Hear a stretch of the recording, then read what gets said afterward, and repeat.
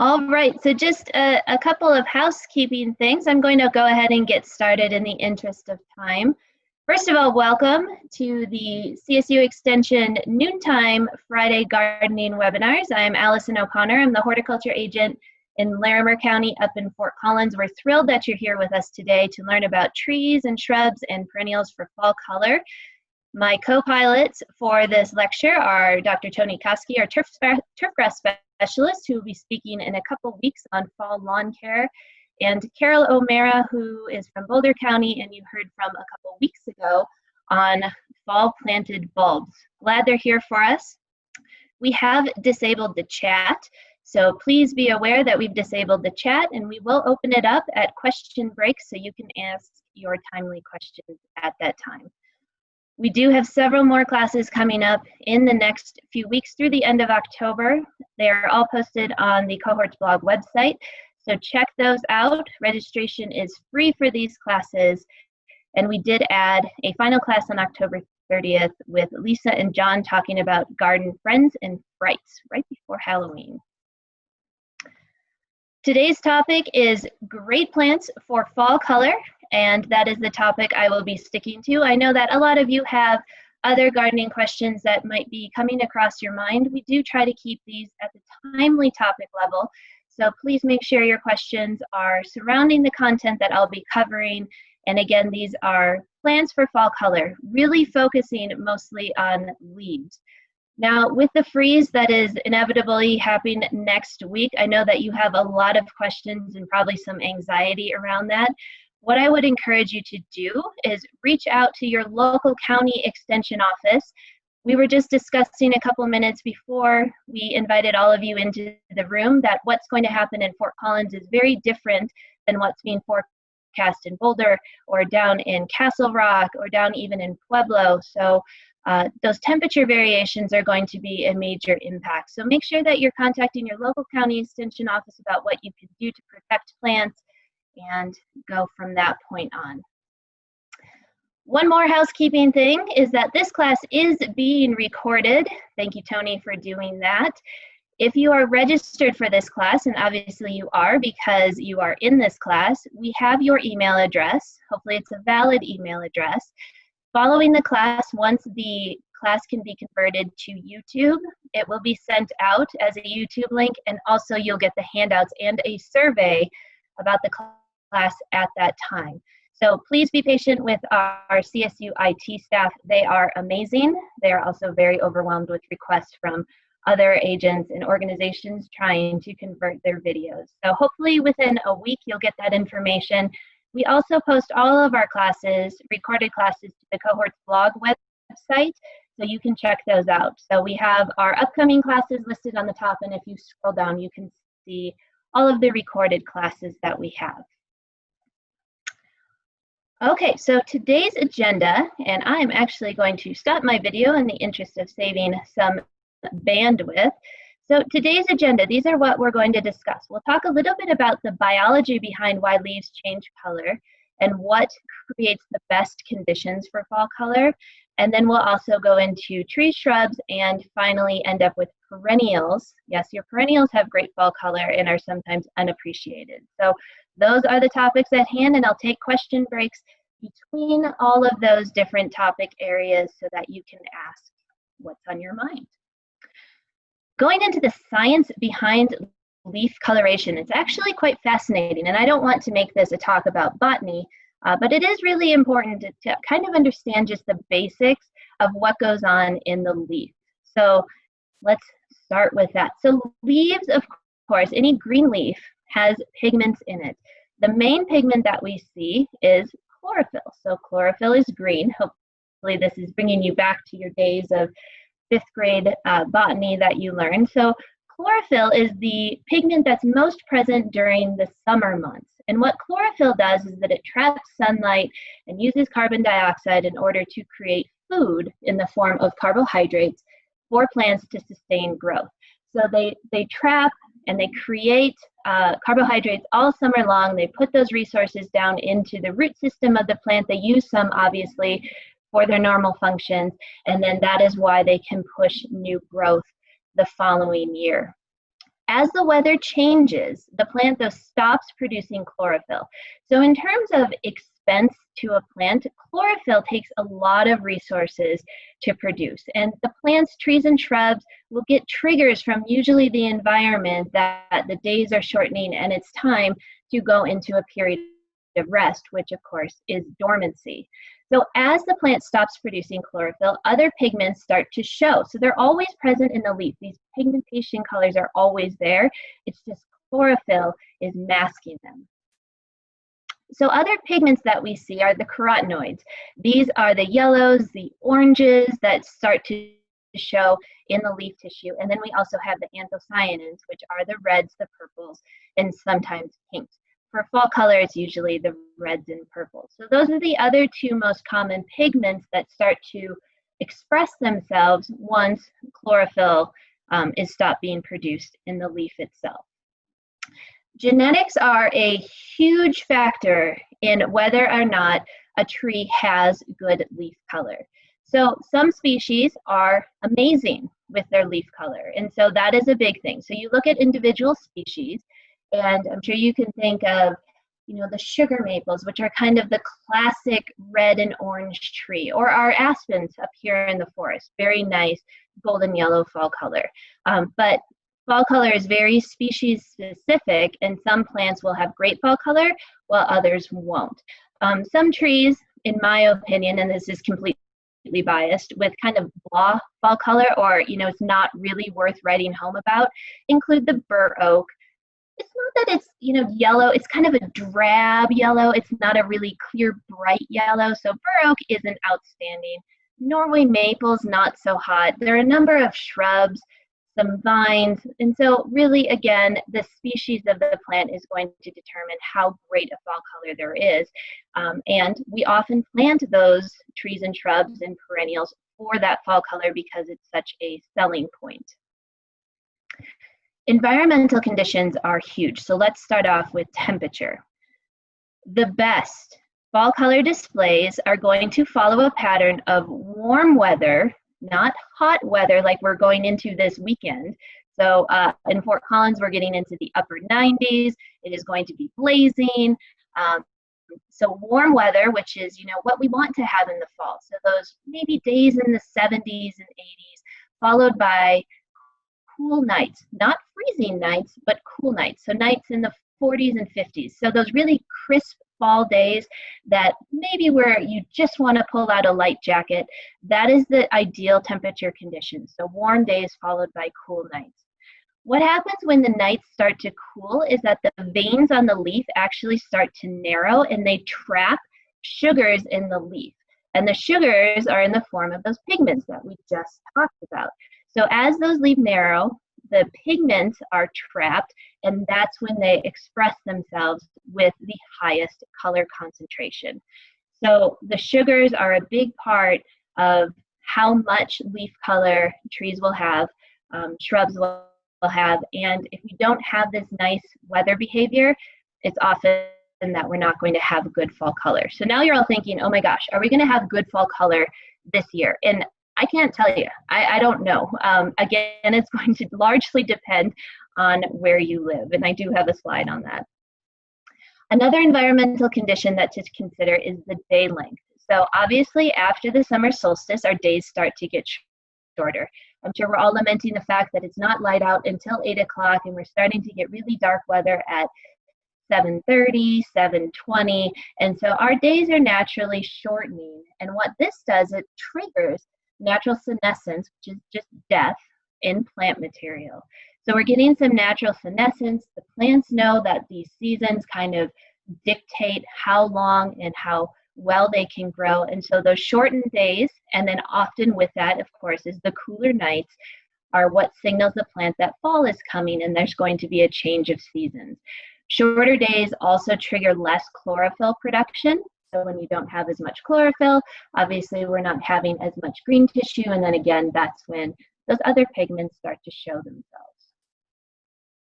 Moisture is a huge factor in how well fall color will show. So the best fall color displays are produced when we have adequately moist soil throughout the year. A late spring, a summer drought will delay the onset of fall color. So yeah, Mother Nature in 2020 as a whole has been kind of a storm of things, but 2020, it has been a very, very hot, dry summer for most of the Front Range and the rest of Colorado. And so this doesn't bode well for having the best fall color.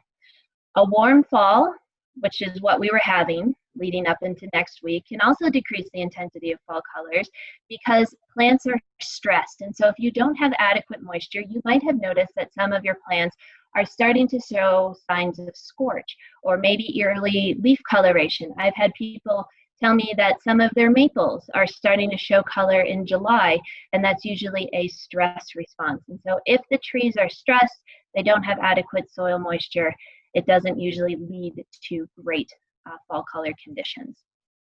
So is it going to be a good fall color year? All the science, it really is leading to probably not the best, but we'll only know in the next few weeks. The predictions based on our current forecast and what we had this summer and this spring is that it's likely that fall color is going to peak a lot earlier than normal. So they're saying maybe a week or so. I just pulled this map, I believe it was from 9 News yesterday. So you can kind of see that in the northern part of Colorado, especially in the mountains, where that's primarily when people talk about fall colors, they're thinking more high elevation areas, but will peak in probably next week going into the end of the year. As you go further south, your conditions are different. So if you're desperate for those really awesome aspen photos, you might need to travel outside of the Front Range area and go a little bit further south. So I don't know. I have been wrong many times in my career. I hope it's a good fall color year. We would love to see some nice changes of color, but only time will tell. So Carol or Tony, you can open up the chat. I'll take any questions that we have on fall coloration at this time.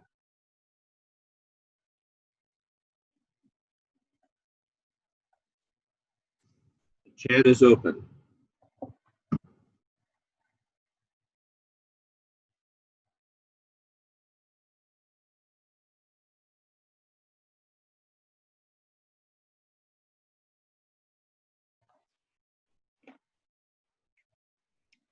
And there might not be any because people are here for the plant. So you can leave it open for maybe the next couple of minutes as I start to get into the trees.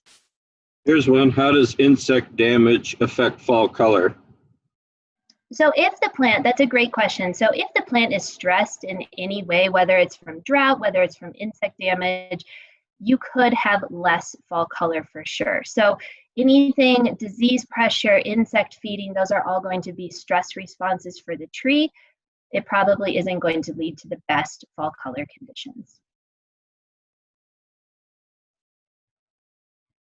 And to Holly, she's going to be talking about tree selection. So your question may be answered coming up.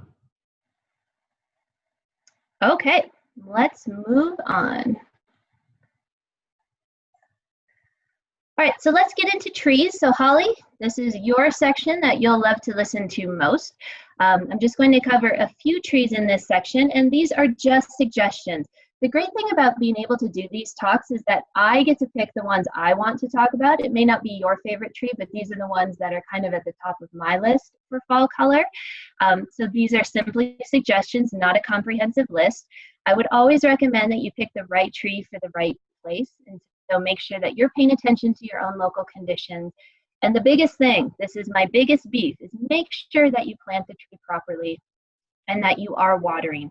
It is absolutely okay to plant trees in the fall. It's an ideal time to plant trees. Our soils stay warm, but you do need to provide supplemental irrigation because our skies have not been generous with giving us water. So that's the biggest thing. When I send out the notes and information, I'll be sure to include tree planting instructions and then care of trees following planting.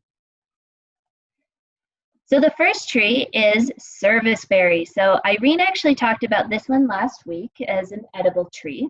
The fruit is reminiscent of a blueberry. So if you miss blueberries, serviceberry is a great tree that might fill that need. You will be battling the birds, so make sure to sharpen your elbows and get in there before the birds do. Serviceberry is a really nice understory tree. It only reaches heights about 20 feet tall, 15 feet wide. It is one that grew up in the understory of forests, so it can actually tolerate quite a bit of shade. That doesn't mean you couldn't plant it in full sun.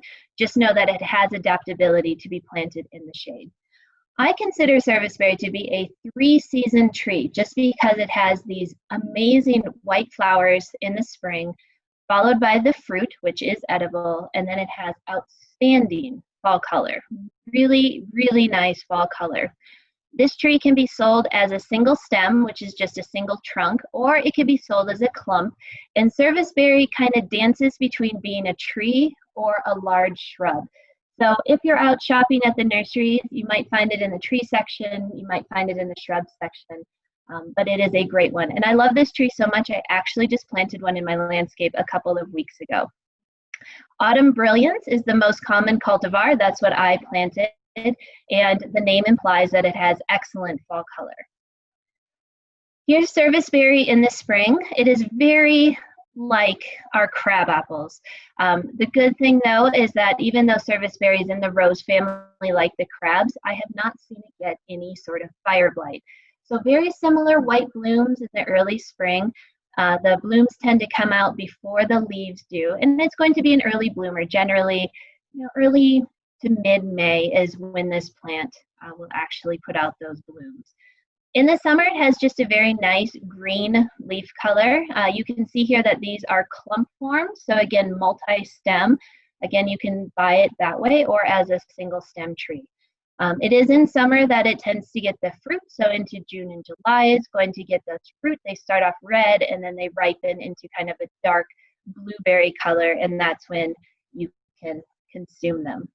But because this class is about fall color, here's some great fall color on the serviceberry.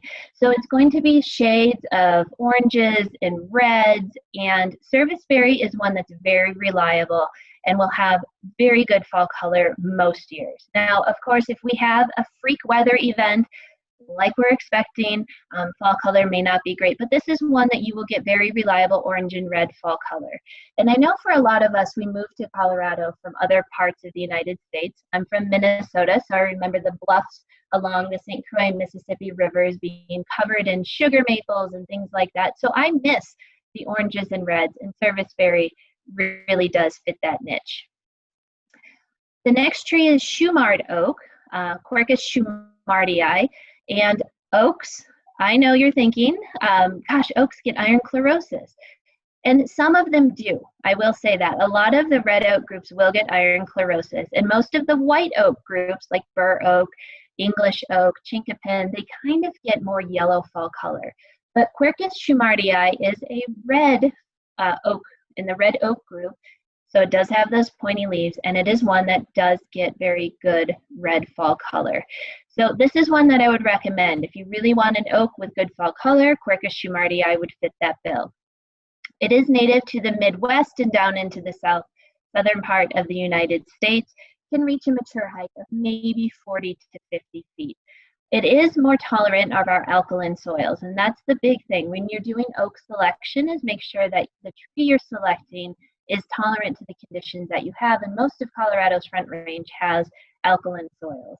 It can also tolerate some drought. I would not say that this is as drought tolerant as bur oak, which is native to the plains of Colorado, but it can take some periods of drought.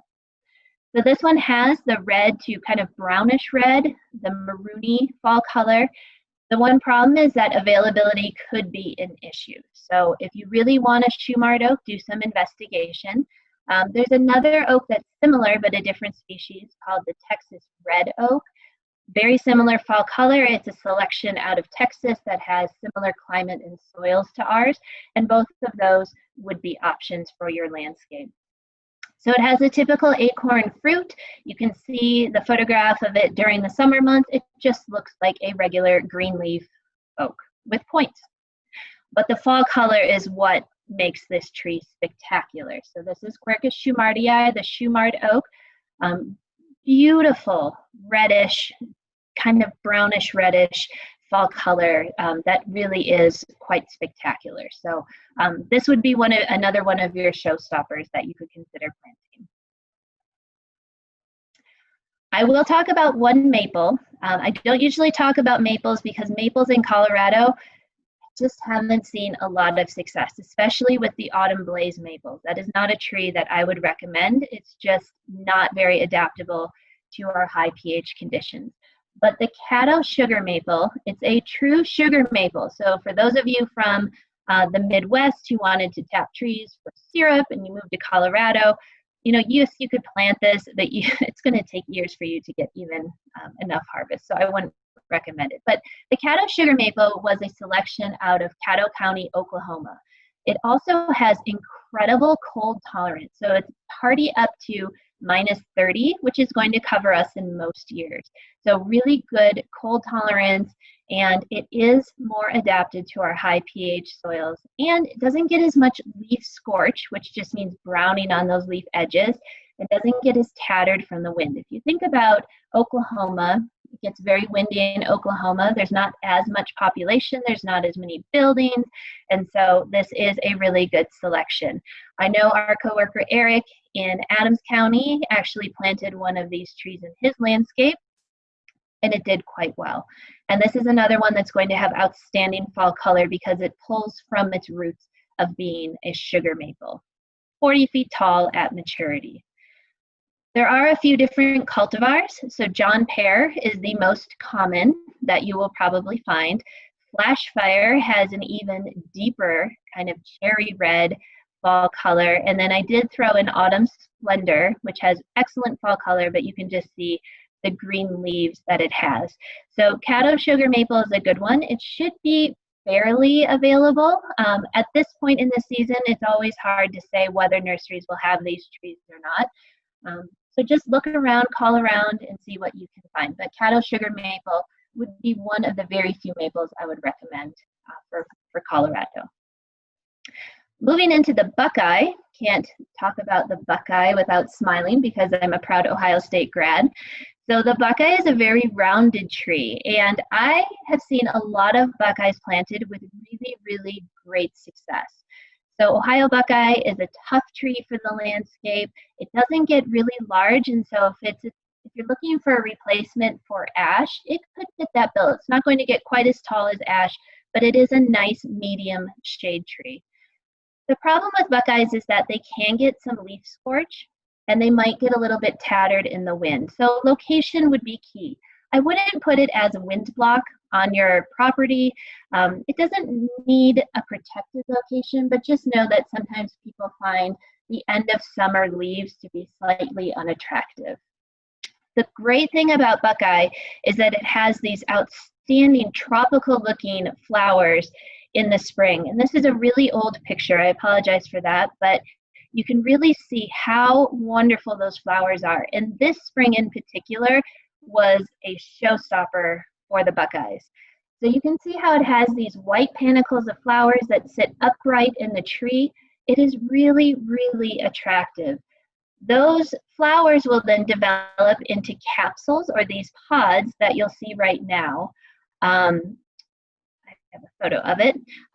And so this is what's considered to be the Buckeye. So it has a dark chestnut brown outer covering. It has kind of a creamy white eye. They're usually in pairs in those pods, and you will fight with the squirrels in order to get them. So on my walk this morning, I noticed that the squirrels were already trying to get ready for the winter and store some of their nuts, and they were breaking open the Buckeye capsules to get the fruit. One of their favorite things.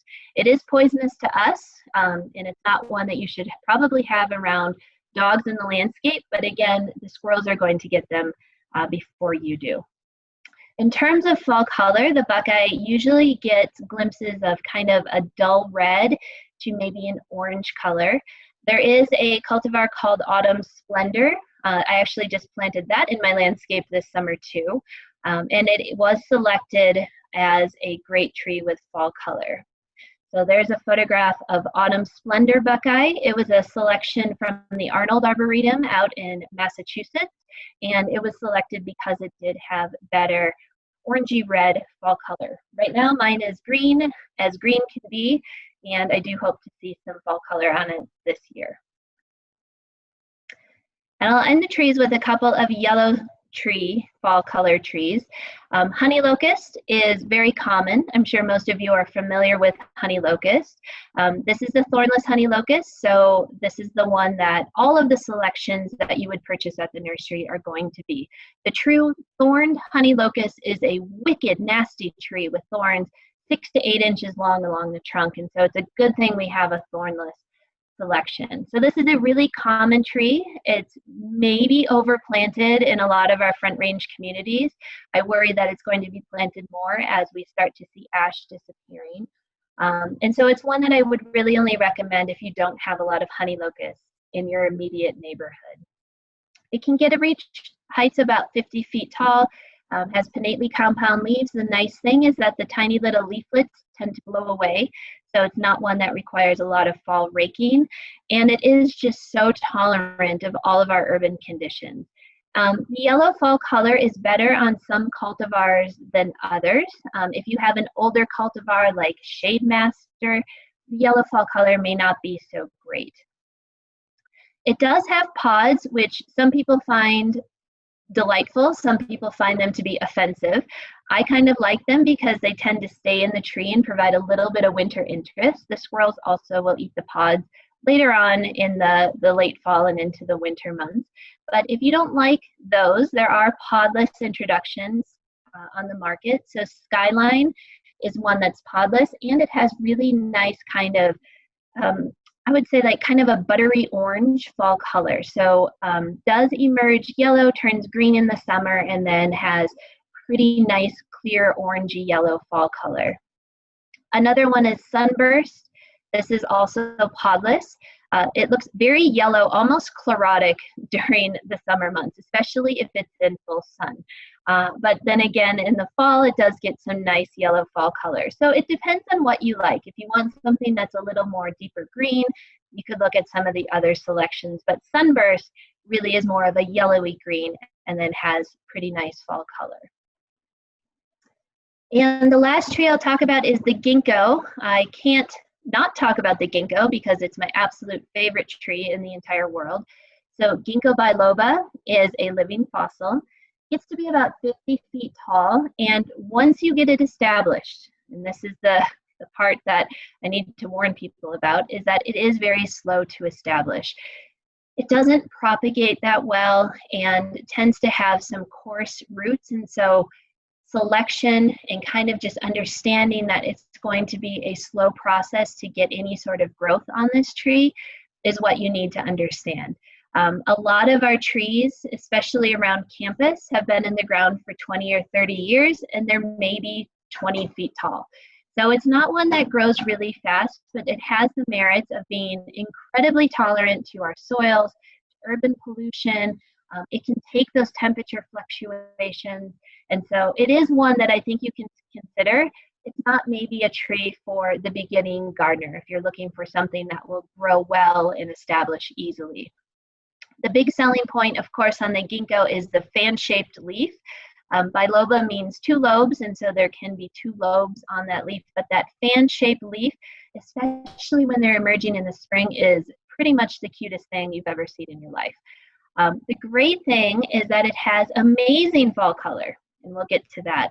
So here's ginkgo in the summer months. Again, once you start to recognize this tree, you will always recognize it because the way the leaves emerge and kind of how the branches are held, and there's not, it's a little more coarse looking. I kind of feel like it looks almost like a Lego or a puzzle piece because it has these distinct leaves that come out. But in the fall, holy moly. This was a picture I took on the Oregon State University campus, and I just stopped dead in my tracks and took about 40 photos of just this shot because it was so beautiful. So it will get amazing clear yellow fall color that will rival any aspen in the landscape. And the neat thing is that once the first frost hits, everything falls off all at once. So it's very easy for fall leaf care. So you can see That's a photograph our coworker Darren took, and you can see how that it has just that carpet of yellow leaves on the ground, which are incredibly ornamental. So ginkgo is a great plant, but it does take some understanding that you're not going to have a mature shade tree maybe as quickly as you would with some of the other selections, but definitely on the list of an option to consider. So with that, you can open up the chat and I'll take any questions on trees for fall color.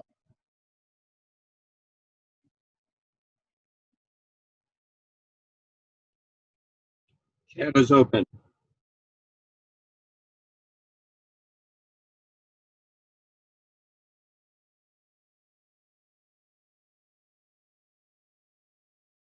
So how are these against Japanese beetle?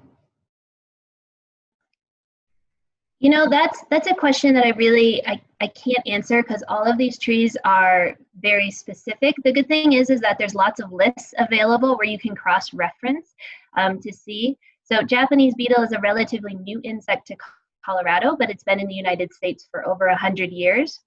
And so there's lots of great lists from more of the Eastern universities, Ohio State, Pennsylvania, Cornell, that will have lists where you can cross-reference to see if it's one that can combat Japanese beetle.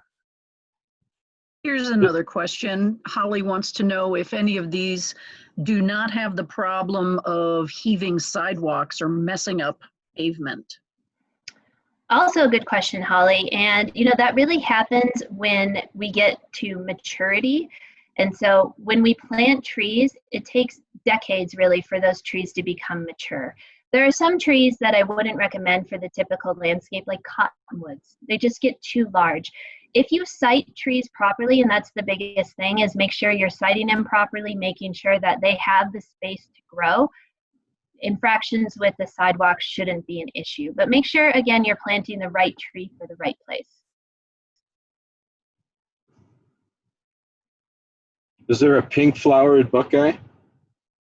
There is. So there's Aesculus, I think it's parvifolia or parviflora, and it's just called the red buckeye, and that would do just fine. And some of the horse chestnuts are also pink flowered that would do just fine. They just don't get as good a fall color as the buckeyes. Talk a little bit about the sexes of the ginkgo. So ginkgo, it is, I just blanked. Anyway, it has male and female trees. And so all of the ginkgos that you will buy right now in the nursery trade are going to be male clones. So they have been vegetatively propagated from male selections. Female ginkgos are not sold anymore, primarily because they form these fruit pods that are horrible as they mature and decompose, and they smell like rotting flesh. It's a terrible thing. But all of the ginkgos you're going to buy, all of the cultivar ginkgos are going to be male, so that's not something you need to be concerned with. Plus, ginkgos take decades in order to show their true sex, and we're talking 40 to 50 years in order to do that. So depending on where you are in your life, you may not run into that issue. I'd like to make a note that the questions coming in about the effect of the upcoming freeze on the leaves is not going to be covered today. It is a great question for you to contact your local extension office about. Thank you, Carol. I do see the one about Kentucky coffee tree. It gets kind of a muted yellow fall color. And again, because I'm covering tree shrubs and perennials and we only have an hour to do all of this, I had to make some hard choices. But Kentucky coffee tree will get kind of a muted yellow fall color. It's fine. I don't know if it'd be in my top 10, but it's not bad.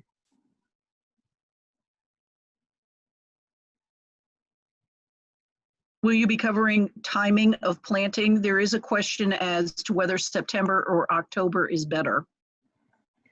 I would say, and so this is where I may differ with some of my colleagues. I would say that the sooner you can get the tree into the ground, the better success you're going to be, just because it will have that much longer to get some new roots formed before we get the onset of cold weather.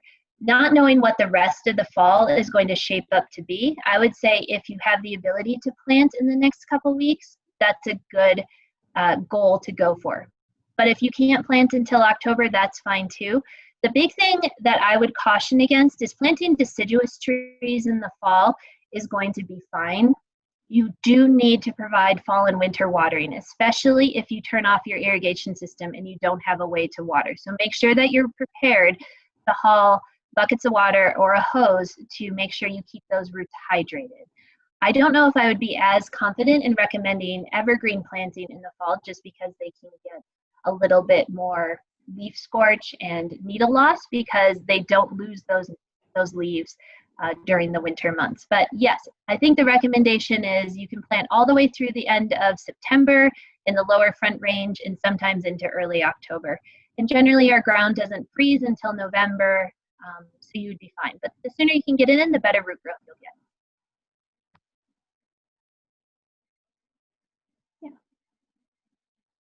Tree farms and nurseries near me only seem to sell grafted trees, oak trees in particular. Is this a problem? It's not. And if you're buying a named tree, so if you are buying the Autumn Splendor Buckeye or a Skyline Honey Locust, those are all going to be grafted. Most trees are not grown from seed anymore just because there's so much genetic variability in the seed. And with genetic variability also comes variability in the fall color and hardiness. So a lot of trees are going to be grafted. It's not a problem at all. It's a very common thing. And it also helps reduce the amount of time that that tree needs to spend at the nursery. So if it takes 10 years for a tree to get to size, just know that you're going to pay for the 10 years. If it only takes 2 to 3 years, it can get off the property and be sold to you at a better price. But nope, grafting is totally and regularly done.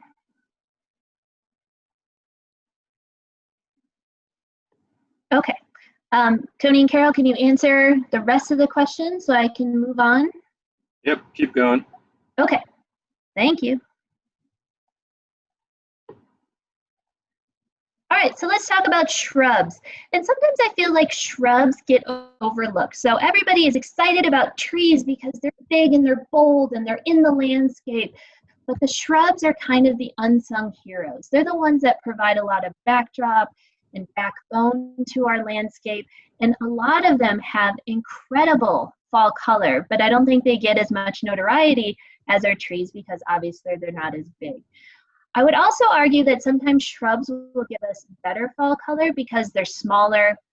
There's not as much volume to them. They're easier to maintain. You can generally water them a little bit more effectively, and they might be less prone to stress. Now, that's just a very big generalization. It may not be what happens in your landscape, but I will say that I'm a low maintenance gardener. And so I have a lot of my landscape beds that don't receive any irrigation, any supplemental irrigation. And every year I'm very impressed by some of the shrubs that I have that perform and give me really nice fall color. For the best fall color, most shrubs are going to need full sun. I didn't really mention that with trees, primarily because trees are big. They tend to intercept a lot of the sunlight coming in. But with shrubs, those in the full sun are going to be probably the best of fall color. The first one I'll talk about is Pawnee Butte sand cherry. This is Prunus besseyi, and sand cherries are native to Colorado. So this is a native, but this is actually an introduced selection from the Plant Select program. And Plant Select, if you're not familiar, is an amazing organization. It's a cooperative effort with CSU Extension, with Denver Botanic Gardens, and also the Green Industries of Colorado. So together, these organizations work to introduce plants for the arid West or the high plains. So that includes Colorado, Wyoming, down into New Mexico and Utah. And these are plants that generally do very, very well and can tolerate our wild weather and our more arid conditions. So Pawnee Butte is a selection from a native sand cherry, and it's a wonderful plant that I think has a place in everyone's garden. And this is a shrub. So it's a low-growing shrub reaching only about 18 inches tall, but it can spread up to 6 feet wide. So if you plant this, make sure, just like trees, you are giving it the space it needs to grow. So it does get pretty wide, but only gets about 18 inches tall. It gets these incredible white flowers in the spring that absolutely cover the plant. There's a couple of sand cherry beds that are in the Fort Collins area, and every spring they are just absolutely breathtaking, a complete. You need to almost stop in your tracks and just admire them. Very, very drought tolerant of a plant as a whole, and as a great pollinator plant as well, attracting both bees and butterflies. So the bees love those white flowers in the early spring. It also has incredible fall color.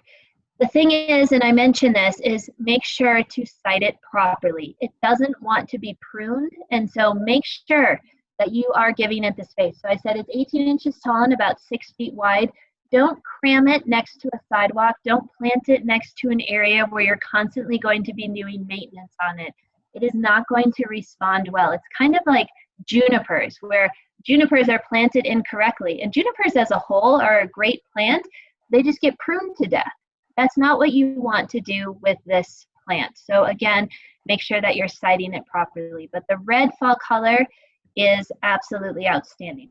I thought I had another picture. So white flowers gets kind of blue, dark colored fruit, and then it's going to get reddish orange fall color. And again, it's only 18 inches tall, so it's a really nice backdrop, great ground cover for an area if you need something to fill in space.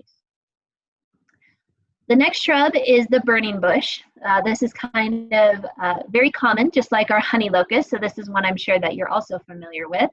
Very common shrub, and I normally wouldn't recommend it because it is overplanted. It's kind of a basic shrub. Everybody had one in their landscape. It was kind of a common plant that people had in the 70s and 80s. It does need regular water. So this is one that isn't xeric.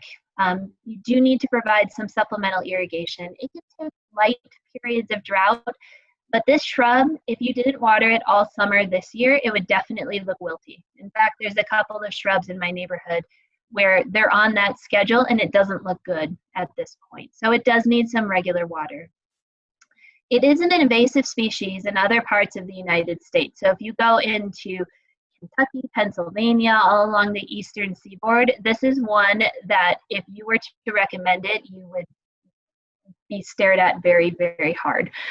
It is not invasive in Colorado to my knowledge, but the arrows, the fruit, can actually escape. It can also get a little bit suckering, and so it is one that if you're in a really wet site or if you tend to overwater your landscape, just know that it might not be as well behaved as you want. So it is an invasive species, but not in Colorado, so we could recommend it.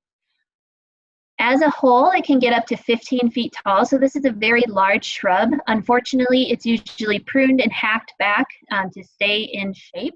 And again, this is where I would recommend that if you're regularly pruning your shrubs, maybe you like the meatball shape, but also think about what is the natural shape of the shrub. And the more you trim or the more you shear your shrubs, the less dense canopy growth you're going to have. Shearing is not necessarily the best thing for the shrub. It causes shading, and you get an outer portion of leaves, but doesn't generally lead to the best health. Burning bush can respond to some rejuvenation pruning where you could take out some of the older stems, but in general, again, site properly and make sure that the shrub has room to grow. There are smaller cultivars available that might get to heights of 5 to 6 feet. But the fall color is outstanding. It's that bright cherry Mustang red, and it is a showstopper. It is very, very noticeable in the fall. So nice green leaf color in the summer months, and then it will start turning that cherry red in the fall. There's a cultivar called Fireball, named accordingly. So this is more of a ball shape. It doesn't get nearly as unstructured as some of the regular cultivars or the regular species. So this is Fireball, and it is named winged euonymus or burning bush. The twigs themselves have these ridges along the twigs, so it kind of gives it a winged appearance. So if you've heard of winged euonymus, that is this species. So it is out there. It is a beautiful one for fall color. Three-leaf sumac is our next shrub. This is Rhus trilobata. I really wanted to talk about the staghorn sumac, but I just couldn't bring myself to do it because it is just too aggressive as a landscape plant. But in terms of fall color, the staghorn sumac is outstanding. But let's talk about its cousin, Rus trilobata. So this is a smaller shrub.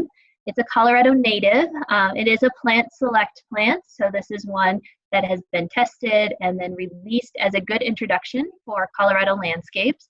It only reaches heights and widths of about 6 feet, and it is very, very drought tolerant. So this fits the bill for being a xeric shrub. Does prefer full sun, so it's not one that will tolerate any sort of dense shade, and it has great fall color of oranges, yellows, and reds. The three-leaf sumac will have these tiny yellow blooms in the early spring. Those flowers then will develop into they're almost like fuzzy red fruits. I've been told they're edible. I've never had one myself. I don't know if I'd go feasting upon them, and I think actually the birds will beat you to it, as birds are good at doing. But it does have these very ornamental looking red fruits on there. But the fall color is why we would plant this. So again, fall coloration of more of the oranges and the reds, a little bit of the yellow, and it's just beautiful. And especially if you can site these plants where it has the backtone of some of the summer sun or that late fall sun that kind of backlights the shrub, it really brings out the intensity of those oranges and yellows of a shrub in the landscape. So again, three-leaf sumac is a great choice. It is not invasive, it's a native. Plus, I absolutely love the buds on this. They're just cute. They're almost like a tweed. That's how they remind me. And it does have that trifoliate leaf shape. So three-leaf sumac is a great native, smaller shrub for your landscape. Let's move on to the Oregon grape holly. And you might think, oh, Oregon grape holly, this is one that I'm not such a fan of. But I think this is one that we should maybe appreciate more. So if you're missing a true holly from the East Coast, or you want something that's a little more spiky, this might be a plant for you. It is an evergreen, and so it will retain its leaves throughout the winter months, and it can tolerate a lot of shade, which is also a good thing. So it is drought tolerant, it is shade tolerant, and it is really just tough as nails. There were a number of Oregon grape hollies planted on the north side of the horticulture building on campus before they did a major renovation, and they never got water. They were trampled by the students, and they still just bloomed and put out their fruit, and they had great fall color. Really a tough shrub, but you have to maybe appreciate this a little bit more. So in the spring, you're going to have these really ornamental yellow flowers that, against the dark green, stiff, holly-like leaf, are incredibly attractive. So really nice yellow flowers in the spring. Those then develop into these blue fruits, which are also really ornamental. And then as you get into the fall months, the leaf color is going to change from green to red. And you can almost see that in the landscape itself, it's going to have some of those glimpses of red. So as the new leaves emerge, the leaves will retain on the plant, but as they age, they're going to fall off, and then they're replaced by new leaves. The new leaves are almost kind of a copper color. So they come out a little purpley, kind of a coppery, lighter green. And so it does have a little bit of ornamental color even during the summer months. And then again, in the fall, it's going to turn shades of mostly red, kind of purples. Those fruits are retained on the shrub during the winter months and into the spring. And so it is very, very ornamental with that blue and the red. It's just really attractive. So Mahonia is one that maybe it's not a front runner, maybe it's not the prominent shrub in your landscape, but if you need something for a shaded area that might not be as noticeable, it does have a lot of great merits. And there's more of the shrub form, and then there's the creeping Oregon grape, which is more of a ground cover. So there's two options to consider. The next one is Nannyberry viburnum. This is Viburnum lentago or lentago. And this is another big shrub. The viburnums are extensive. There's a lot of viburnums out there. Not all of them are going to have great fall color. This is one that happens to have really nice fall color. So the shrub itself can get up to 10 feet tall, 8 feet wide, so this is a big one. So make sure that you're siting this one properly. The characteristic of all the viburnums is that they have these naked buds, but they also have very, very showy white flowers in May. They tend to sit more upright in the shrub. They might have a more flat top on them, and then those white flowers then develop into blue and black fruits that can persist into the winter unless the birds eat them all, which is usually what happens. The fall color on the nannyberry is really varied depending on the species and depending on where it's sited. The best fall color is going to be reds and purples, but it can also get glimpses of yellowish brown and more drab. So just know that there is some variation with the fall color, but a lot of these shrubs will have nice fall color. In the summer months, you're just going to have a normal green leaf. The nannyberry doesn't have as thick or leathery of a leaf as some of the other viburnums. Some of them are very coarse. They're almost like sandpaper. They're kind of thick. Nannyberry is more of a typical, just regular green leaf. But again, in the spring on the right, you can see how attractive it is in full flower. Remember though, this one can get to be 10 to 15 feet tall, so this is another one that you'd want to site appropriately. Again, fall color is going to be variable. On the left, you can see how those blue fruits are going to be retained.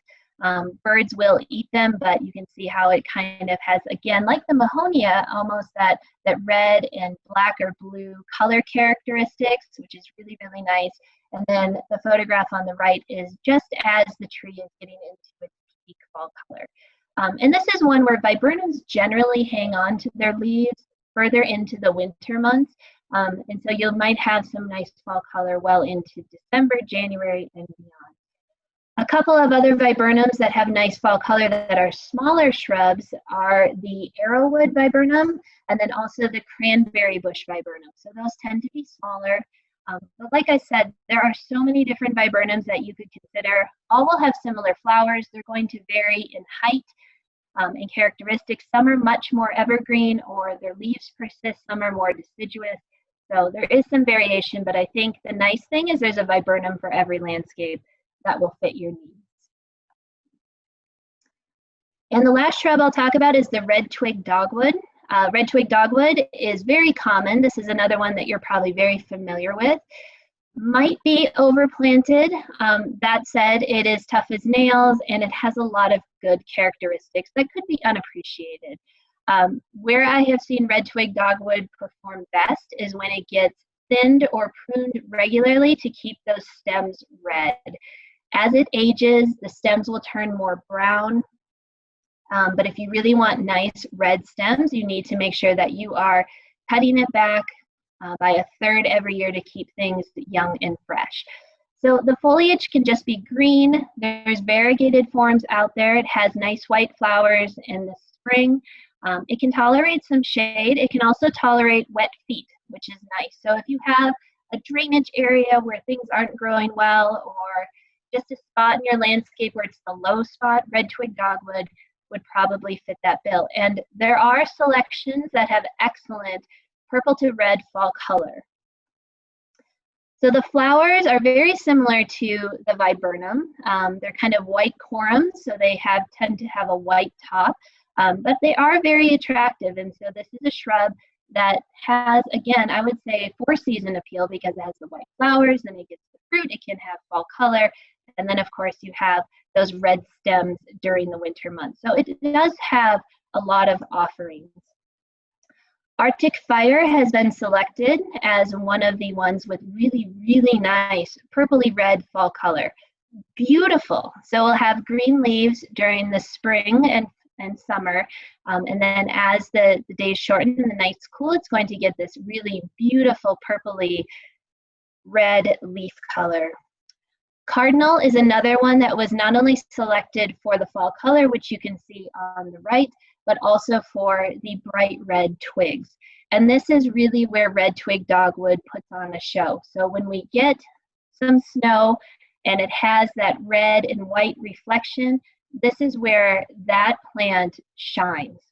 Dogwood is absolutely beautiful. But again, in order to keep it red, you want to continually thin those out and just prune them back to the ground in the spring before the leaves emerge.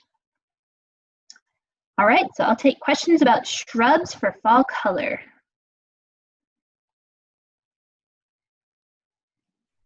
So we have a question on how aggressive is the 3-leaf sumac?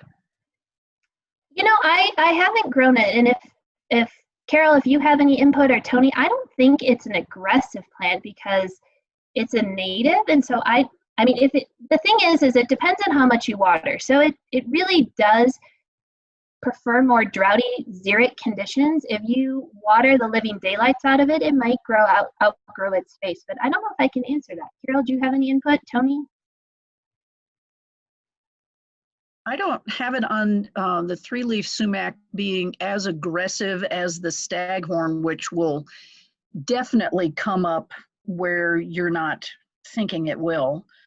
And by that, I mean in my crawl space. But the triloba is one that, it can be a spreader, but it's not, as aggressive as the other one. I would agree. It doesn't have the suckering tendencies that the staghorn has. It's more well-behaved. Yeah. And then Melissa is asking if the Oregon hollyberry berries are toxic to pets. I would have to look that up, or if one of you could look it up. I don't know the answer. I think they're edible, but, dose makes the poison. So that's one I couldn't answer. I apologize. There's so many nuances with plants, and you can only retain so much information in your head before it leaks out. I'm getting leaky. That's the problem.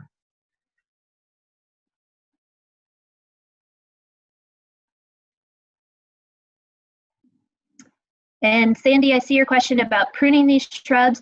That's really a whole different talk. When it comes to pruning shrubs, it depends if it's a summer bloomer or a spring bloomer.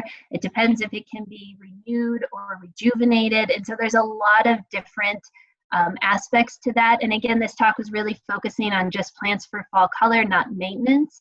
But if you have specific questions, I would encourage you to contact your local extension office, reach out to your agent or your master gardeners, and they can help you with the specific plants in your yard. So I looked up the toxicity of hollyberries, and they are toxic to people and pets. Okay, there you go. Don't eat them. Don't eat the buckeyes either. Mahonia, yes, Mahonia will grow under pines and spruce. That's where it was growing fairly well in front of the horticulture building, and so that is one that can do pretty good in dry shade. The fall color may not be outstanding if it's growing in that dense of shade. Just be aware of that. And I see some comments about smokebush. That is an awesome one. Can't say enough good things about it. Catinus has really nice purple color in the summer.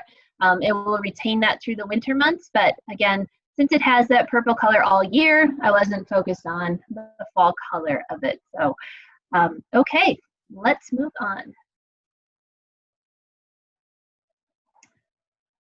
Let's talk a little bit about perennials. Just a few perennials, because again, like shrubs, I think perennials are sometimes overlooked as being good plants for fall color. They are some of the most versatile plants that you can have. They're very low maintenance. You can really tuck them in any part of the landscape. And the thing is that a lot of them will have showy blooms all summer or late into the fall. And then if they have fall color, that's just icing on the cake. Perennials are also less of an investment. So trees are going to be the most expensive, shrubs are going to be medium price, but you can get very small perennials and they would probably fit in your budget. And as long as you're patient and let them grow, they will fill in over time. And the lesson with perennials is that the first year they sleep, the second year they creep, and the third year they leap. So they really need about 3 years in order to be as wonderful as you expected them to be. So just give them some time. The first perennial is Little Blue Stem, and Amy Lenz from Weld County is teaching a class on ornamental grasses in the coming months, or in the coming weeks, so I don't want to steal all her thunder, but I do have to give a shout out to two ornamental grasses.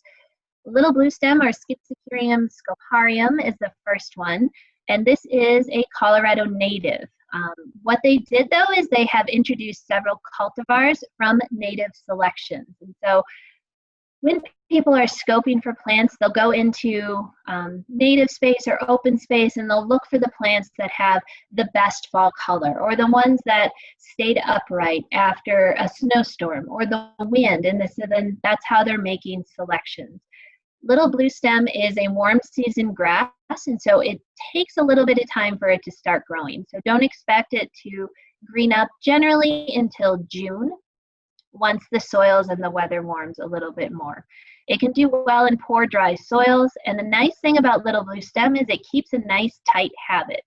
So if you've ever grown some of the ornamental grasses that tend to flop over or they lodge, that's the technical term for it, little blue stem can get up to 3 feet tall, but it keeps that nice compact form. And there have been multiple selections that have been introduced, mostly from the University of Minnesota, that have incredible fall color. Standing Ovation is one that you should consider. So Standing Ovation was selected primarily because it is such a nice upright plant. It does also get really nice purpley red fall color. So during the summer months, it has more of these blue-green leaves, and then as the weather cools and we get shorter days, those blue-green leaves transition to more of purples and reds, kind of a light purpley red color. The seed heads remain upright, so it has ornamental features of having these nice seed heads. It gets nice fall color, and again, it's going to remain that color throughout the winter until you cut it back in the spring. So here's just a photograph of what little blue stem looks like during the early spring in July, August, and then into October. So this is one that will perform later on into the fall with really nice fall color. There's another one that was introduced from the University of Minnesota called Blaze. Blaze was specifically selected because it has even more of a deeper red fall color in there. Looks good with your orange tabby cat as well. The other grass is switchgrass. This is Panicum virgatum.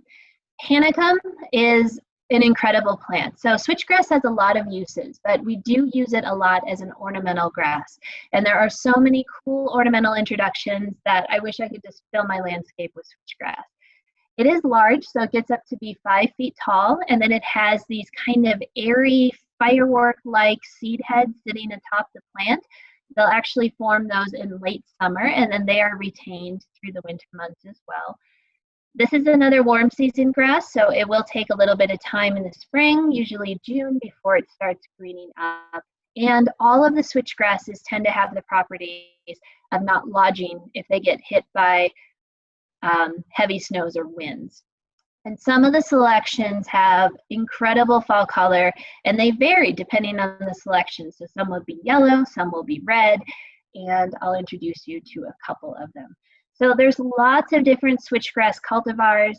There are some that have more of a blue-green summer color. There are some that are just a plain green. This is Northwind. This was an introduction from the University of Minnesota as well. Northwind, as you can see, is very compact. It holds its form very tight. But again, remember, all switchgrasses are going to reach heights of probably 4 to 5 feet at maturity. Northwind in the fall is outstanding, especially since, again, it holds those plumes, those firework plumes of foliage, or the flowers above the foliage. The foliage will turn from that green to more of a kind of a straw yellow color. And again, if you have this sited where it's backlit by the sun, it is amazing. So Northwind is a very, very good introduction. Shenandoah is one that I just woo over every fall. I love Shenandoah. I love her all summer, but I especially love her in the fall because as the weather cools, the blooms turn kind of a pinky hue, and again, they're like little fireworks, and then the actual grass blades start to turn kind of a blood red color. So you have this pink, red, and then the green, and Shenandoah is amazing. I have her planted in several aspects of my landscape. I think I have her 3 or 4 times because I love her so much, and she does really, really well.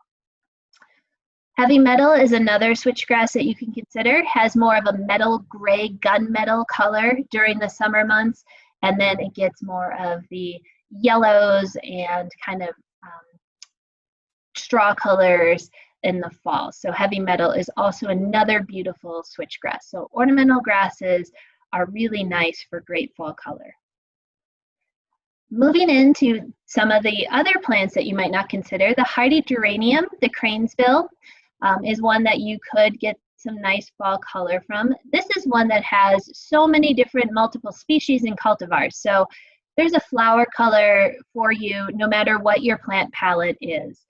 The flowers do last for 2 to 4 weeks, and so it's a fairly long summer bloomer. If you cut them back or you deadhead, you might get a second set of blooms before winter weather sets in. The habits can be anywhere from more mounded to more sprawling, so this is one where you might get a little bit more of a creeping habit. And like I said, the flower colors range from pink, lavender, white, blue, magenta, etc. But all of them have the characteristic of having this purpley red leaf color in the fall. So Max Fry is one that can get some nice leaf color. You can see it paired with Brunnera. So Brunnera is in the top corner here. But again, it's going to have a pretty good leaf variation. Kind of reminds me almost of sugar maples, where some of the leaves stay green, but then others turn red or orange or yellow. And then the darling of the hardy geranium fall palette is Roseanne. So Roseanne has this really nice violet flower, but that leaf color behind it is outstanding. So really a true red leaf color. And again, these are more diminutive plants. They're not going to be very large. And so if you do plant some hardy geraniums, grouping them together is probably going to give you the most impact, not only for fall color, but also for flowering as well. So it's not necessarily a plant that would do well as a showcase plant, but it's one that you'd want to have multiple of in order to do well. So the hardy geraniums can have some really nice fall color, and they're very tough, very tolerant, incredibly easy to grow.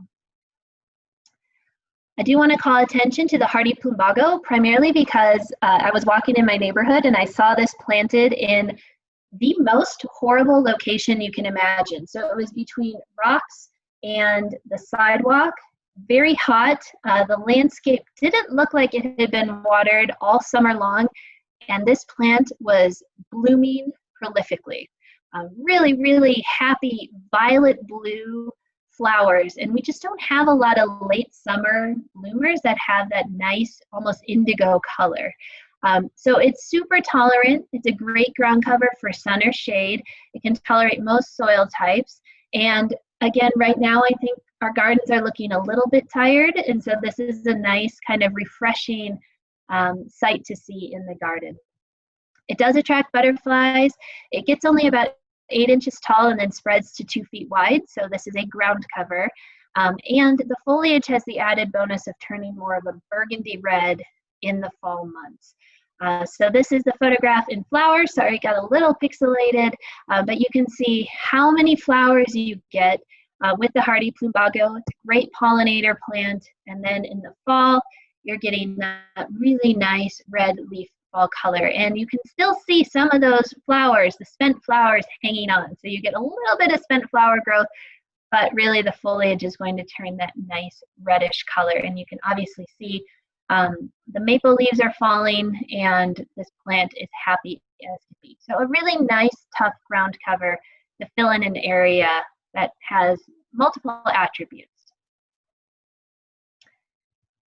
And the final perennial I want to just call attention to, or perennials I should say, are the sedums and the sempervirums, or the semps as we sometimes call them. These are our succulent friends, and of course succulents are all the rage right now in every way, shape, and form. Everyone has one on their desk, but they're also great because there are a number of hardy succulents that do well in Colorado.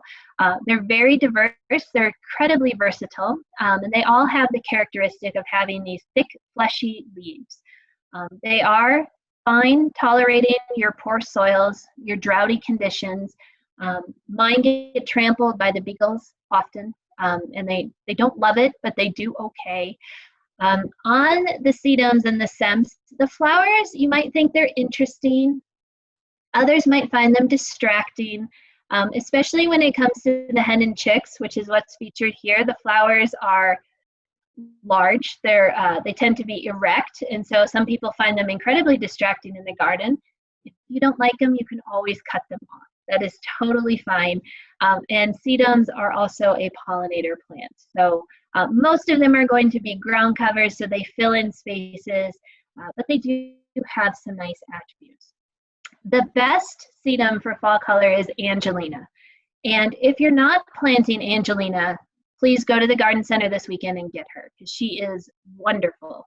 So all summer she is this beautiful kind of lime green color, and she's so cute because she'll gently fill in cracks and she'll just gently spread. She's not aggressive, and if she gets somewhere where you don't like her, you just pull her out. It's no big deal. But Angelina turns from that lime green to copper and red in the fall months, and that is the color that she retains all winter long. So she is amazing. I can't say enough good things about Angelina. She's just wonderful. So she can do well in your rock garden. She can do well in mulched beds. And I found her that she's gently placed herself in other parts of the landscape, but again, not in an invasive way. So Angelina is absolutely wonderful. Some of the other sedums, known as the stone crops, they might get tips of red on their leaves for fall color. And there are so many different sedums out there that could be a talk in itself, where we could talk ad nauseum about all the sedums. But just know that the typical woodland stone crop can get tinges of red along the leaves. Normally it's green in the winter or the summer months, but it can get tinges of red in the fall. Jet is actually a red hen and chicks, but the color darkens as we get into the fall months. So you can see those hen and chicks behind it, and then as it gets glimpses of the frost or the cold weather, it will actually darken into more of the purpley red color. So a lot of diversity with both the sedums and the sems. And then ruby heart is another one that you could consider. This will also get glimpses of red as we get into the fall months. So before we go, and as Tony and Carol open up the chat, I just wanted to remind you that we do have several more upcoming webinars the next several weeks through the end of October. These are all on Fridays at noon. We did add a final one on October 30th. They're all posted on the CSU Hort website. So just visit our blog website. You can sign up. They are free, and we'd love to have you. And if you happen to join us late, I just wanted to let you know that this session has been recorded. We will get it converted to a YouTube video. And if you are registered, which obviously you are, you will get not only the link and the recording, but also any handouts that accommodate the class. Please be patient, as our IT staff is overwhelmed and they can only do so much. But we will get you the recording, and we do thank our IT staff for all of the support that they give us. So I will take any final questions that there are, and I hope all of you have a great Labor Day weekend. Enjoy the hot weather, and then enjoy the cool weather and wearing long pants once again.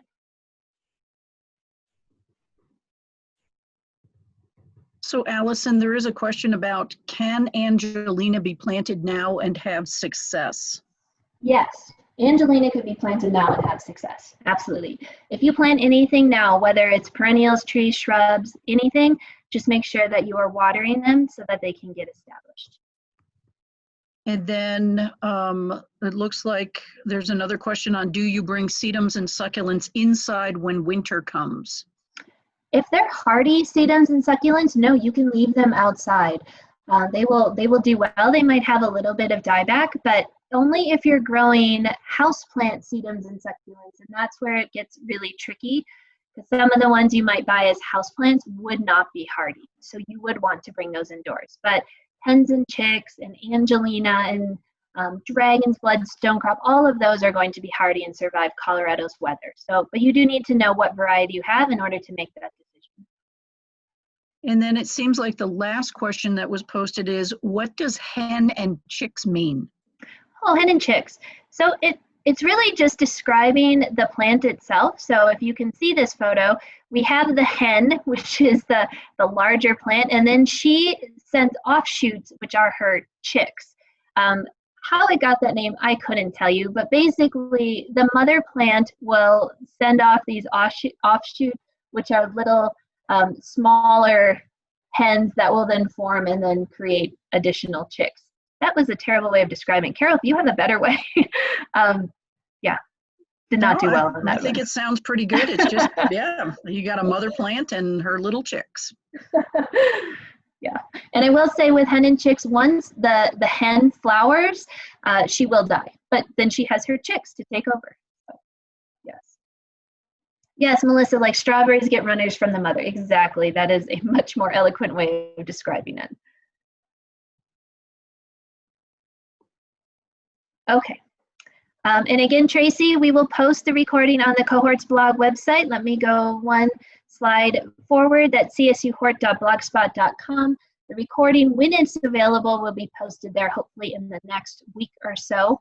And once you go to that website, click on gardening webinars and then scroll down and you can see all of the recorded classes that we have hosted since April. And this one will be posted at the very bottom. So thank you for joining us. Thanks to Carol and Tony. It has been a pleasure being with you today. And again, I hope you have a great weekend and take care, everyone.